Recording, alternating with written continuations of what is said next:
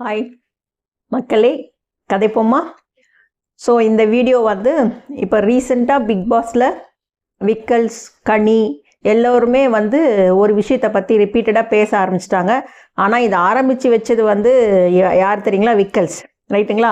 So என்னன்னா Sandra and Prajan. So ரெண்டு பேரும் ஹவுஸ்மேட்டாக இருக்கிறாங்களே தவிர பட் அவங்க ரெண்டு பேரும் ஹஸ்பண்ட் ஒய்ஃபாக இருக்காங்க.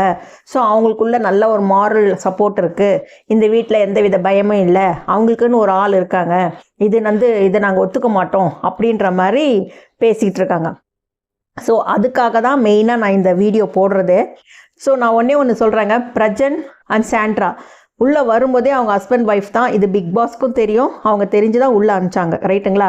பட் மற்றவங்க எல்லாருக்கும் இல்லாத ஒரு ரிஸ்க் ஃபேக்டர் அவங்களுக்கு இருக்குது. என்ன தெரியுங்களா? Husband and wife. ஸோ அவங்களுக்கு பார்த்தீங்கன்னா டெய்லியே அவங்களுக்கு ஒரு டாஸ்க் மாதிரி தான். ஏன்னா எல்லாருடைய கண்ணும் அவங்க மேலே தான் இருக்கும். இப்போ பாருங்கள், ஃபார் எக்ஸாம்பிள், நான் ப்ரொஃபஸர் டீச்சர்னா என் பையன் என்னுடைய ஸ்கூல்லே படித்தான்னா அப்போ எனக்கு எவ்வளோ ரிஸ்க் ஃபேக்டர் அது.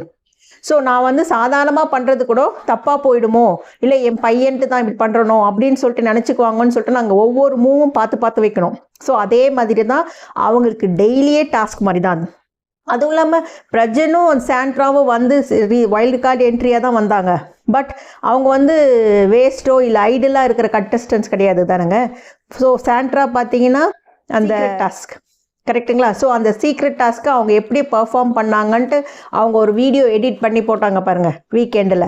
அதிலே தெரிஞ்சிடுச்சு அவங்க எவ்வளோ அழகாக பர்ஃபார்ம் பண்ணாங்கன்னு. பிரஜன் உள்ளே போன உடனே அந்த ப்ராங்க் பண்ணுறேன்னு சொல்லிட்டு ஃபஸ்ட் வீக்கே விஜய் சேதுபதி கிட்ட நல்லா வாங்கி கட்டிக்கிட்டாரு, ரைட்டுங்களா?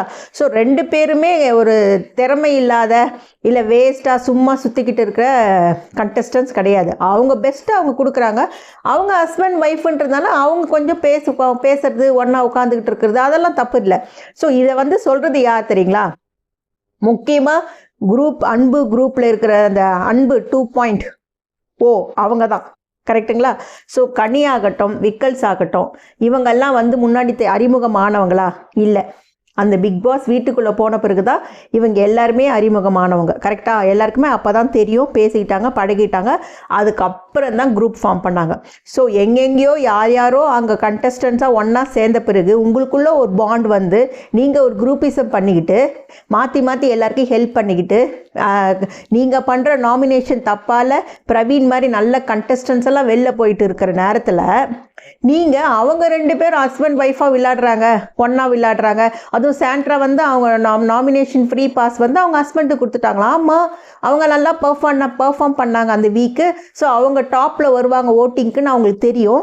ஸோ அதை யாருக்கோ கொடுக்கறதுக்கு அவங்க பிரச்சனை இவங்க ரெண்டு பேருக்கு யாருக்காவது ஒருத்தர் தான் அவங்க முடிவு பண்ணி கொடுக்கணும். சரி, நீங்கள் அந்த அன்பு குரூப்பில் அன்பு கேங் சொல்கிறேன் நான், நாமினேஷனில் என்னைக்காவது ஒரு நாள் நீங்கள் உங்கள் குரூப்பில் இருக்கிறவங்களே நாமினேட் பண்ணியிருக்கீங்களா? அதை நம்ம சந்தேகமே பண்ணவே இல்லை அவங்க, கரெக்டுங்களா? ஸோ நீங்கள் யாரோ அங்கே ஒன்றா சேர்ந்து பிக் பாஸில் குரூப் ஃபார்ம் ஆகி அன்பு க்ரியேட் ஆகி அக்கா தம்பி அம்மான்னு சொல்லிக்கிட்டு நீங்கள் எல்லாம் குரூப்பாக இருந்து விளையாடும் போது அவங்க ரியலான ஹஸ்பண்ட் ஒய்ஃபு. ஸோ அப்படி இருக்கும்போது அவங்க அந்த வீட்டில் அவங்களுக்குன்னு ஒரு ஸ்பேஸ் அலாக்கட் பண்ணி பேசிக்கிறதோ இல்லை மாற்றி ஹெல்ப் பண்ணிக்கிறதோ அது தப்பு கிடையாது இல்லை. இவர் சண்டையில் அவர் வந்து சப்போர்ட்டும் குறுக்கில் வரக்கூடாது, இவங்க அது மட்டும் பண்ணக்கூடாது. ஆனால் இவங்க அதை லைட்டாக பண்ணுறாங்க. ஆனாலும் அதை வீக்கெண்ட் எபிசோடில் விஜய் சேதுபதி பிரஜனை இன்டைரக்டாக கொஞ்சம் வார்ன் பண்ணார், கண்டிப்பாக அதை பண்ணார். ஸோ அது வந்து எனக்கு வந்து தப்பாக தெரியலைங்க. ஸோ இதை முதல்ல ஆரம்பித்து வச்சது யாருன்னா விக்கல்ஸ். எப்படி பாரு வந்து அந்த தாண்டி வந்துட்டாங்கன்னு சொல்லிட்டு யார் அந்த தலை போட்டியில் விளையாடினாங்க பாரு, ஒரு பெரிய ப்ராப்ளம் ஆகி கண்ணில் கூட அடிபட்டுச்சு. இவருக்கு சபரிக்கு சப்போர்ட் பண்ணுறதுக்கு அங்கேருந்து கத்துனார் பாருங்க. அது என்னங்க பாண்டு? அவர் என்ன சபரியும் விக்கல்ஸுன்னு அண்ணன் தம்பியா? கரெக்டுங்களா? ஸோ அப்படி இருக்கும்போது உங்களுக்கு எங்கேருந்தோ வந்த உங்களுக்கெல்லாம் ஒன்றா சேர்ந்து அந்த வீட்டில் இருக்கும்போது பாண்ட் வந்து நீங்கள் மாற்றி காப்பாற்றிக்கிட்டு மாற்றி சப்போர்ட் பண்ணிக்கிட்டு பேசிக்கிட்டு ஒலாத்திக்கிட்டு இருக்கும்போது அவங்க ஹஸ்பண்ட் ஒய்ஃபு, அது பிக் பாஸ்க்கும் தெரியும், அவரும் தெரிஞ்சு தான் உள்ளே அனுப்பிச்சிருக்காரு.